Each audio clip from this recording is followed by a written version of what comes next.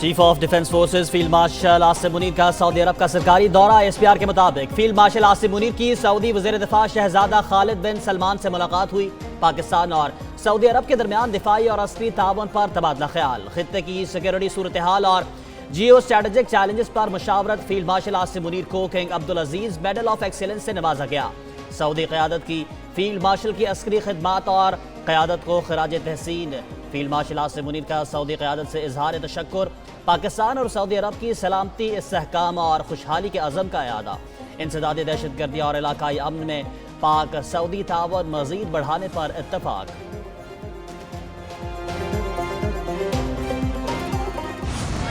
بھارت کو عبرتناک شکست دینے والی انڈر 19 ٹیم کی وطن واپسی۔ فاتح ٹیم کا اسلام آباد ایئرپورٹ پر شاندار استقبال۔ نوجوانوں نے ڈھول کی تھاپ پر بھنگڑے ڈالے، مٹھائیاں تقسیم کی گئیں، پھول نچھاور کیے گئے۔ فاتح ٹیم ٹرافی اٹھائے ڈبل ڈیکر بس پر ایئرپورٹ سے نکلے۔ انڈر 19 کھلاڑیوں کو VIP پروٹوکول میں ہوٹل پہنچایا گیا۔ وزیر اعظم شہباز شریف آج کرکٹ ٹیم کے کھلاڑیوں سے ملاقات کریں گے۔ وزیر اعظم کرکٹ ٹیم کے لیے انعامات کا اعلان بھی کریں گے۔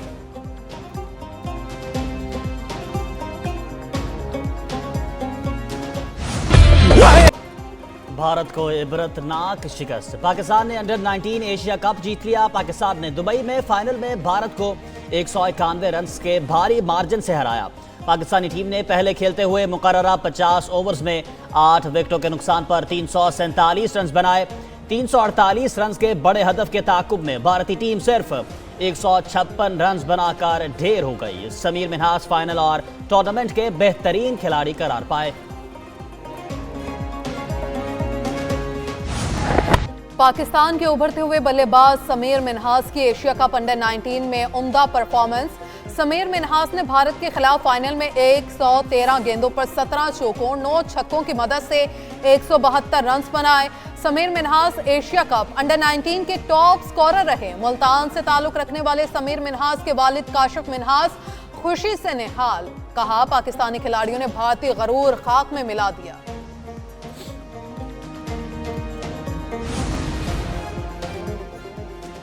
ایشیا کپ انڈر 19 میں فتح، چیئرمین PCB محسن نقوی کا کھلاڑیوں کو 50-50 لاکھ روپے انعام دینے کا اعلان۔ کہتے ہیں کھلاڑیوں کے 2 سال کے اخراجات PCB برداشت کرے گا۔ تمام کھلاڑیوں کے میڈیکل اور دیکھ بھال کا بخوبی خیال رکھا جائے گا۔ محسن نقوی نے پاکستانی کھلاڑیوں کو فردن گلے لگا کر شاباش بھی دی، کہا کہ سمیر منہاس کی بیٹنگ پرفارمنس قابل تعریف ہے۔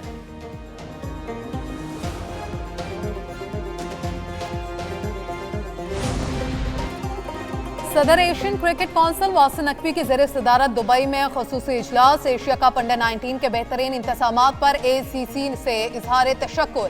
ACC کا کرکٹ کے فروغ کے لیے state of the art high performance centre بنانے کا فیصلہ۔ اجلاس میں جدید ہائی پرفارمنس سینٹرز کے قیام کی منظوری دی گئی۔ محسن نقوی نے کہا ACC کے ہائی پرفارمنس سینٹرز کا دائرہ کار بتدریج بڑھایا جائے گا۔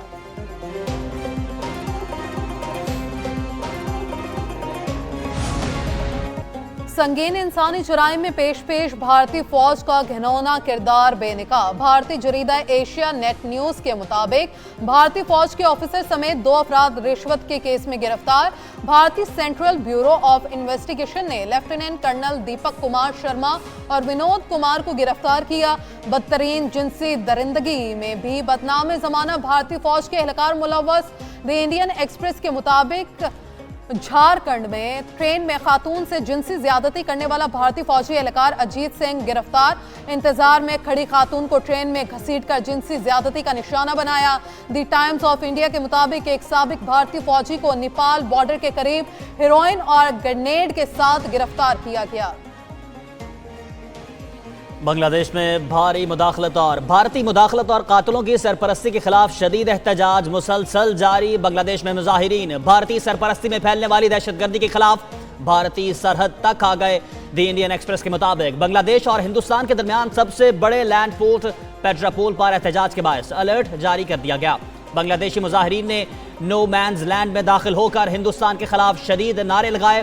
مظاہرین کا بھارت کے اسسٹنٹ ہائی کمشنر کی چٹاکنگ رہائش کے باہر بھی بھرپور احتجاج۔ پورٹ کے علاقے بیناپول میں ہندوستانی ٹرک ڈرائیور کے لیے بھی الرٹ جاری کر دیا گیا۔ کرپٹو ریگولیشن میں زبردست پیش رفت، پاکستان ڈیجیٹل مارکیٹ کی دوڑ میں تیزی سے آگے۔ Pakistan virtual assets regulatory authority کے چیئرمین بلال بن ثاقب کی سابق بائنانس سی ای او چانگ پینگ زاؤ اور بلاک چین پلیٹ فارم ٹرون کے بانی جسٹن سن سے اہم ملاقات۔ چانگ پینگ زاؤ کے مطابق پاکستان کرپٹو صارفین رکھنے والی آبادی میں دنیا کے 3 بڑے کرپٹو ممالک میں شامل ہے۔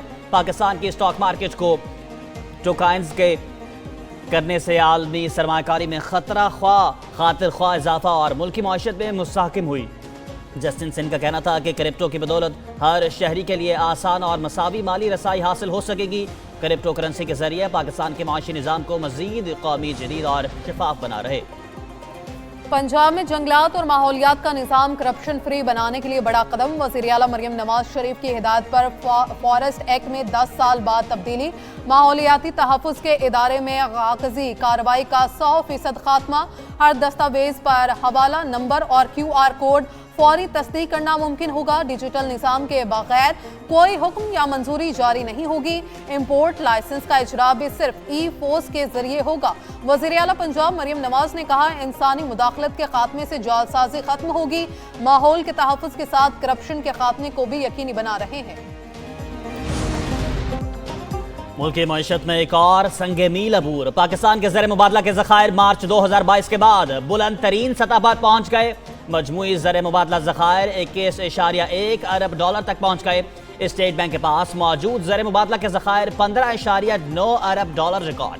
2023 میں ذخائر 2.9 ارب ڈالر کی سطح پر آ گئے تھے۔ ملک کی درآمدی صلاحیت 2.6 ماہ سے تجاوز کر گئی۔ 2023 کے مقابلے میں ملک کے ذخائر میں تقریباً 5.5 گنا اضافہ ریکارڈ کیا گیا۔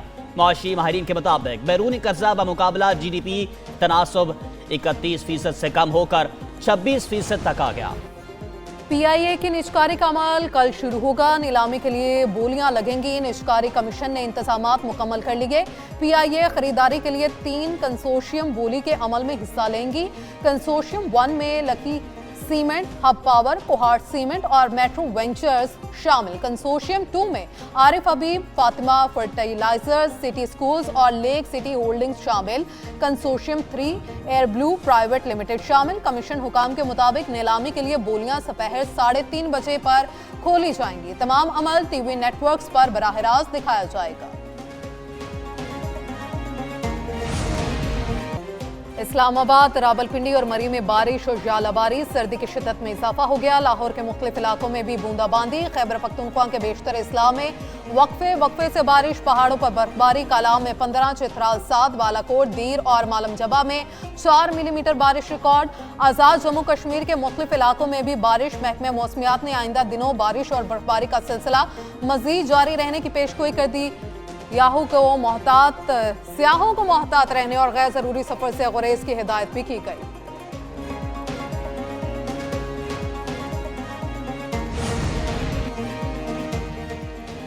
دھند میں راستے گم، ٹریفک کی روانی متاثر۔ حد نکاح کم ہونے کے باعث موٹر وے کے مختلف سیکشن رات اور صبح کے اوقات میں بند رہے۔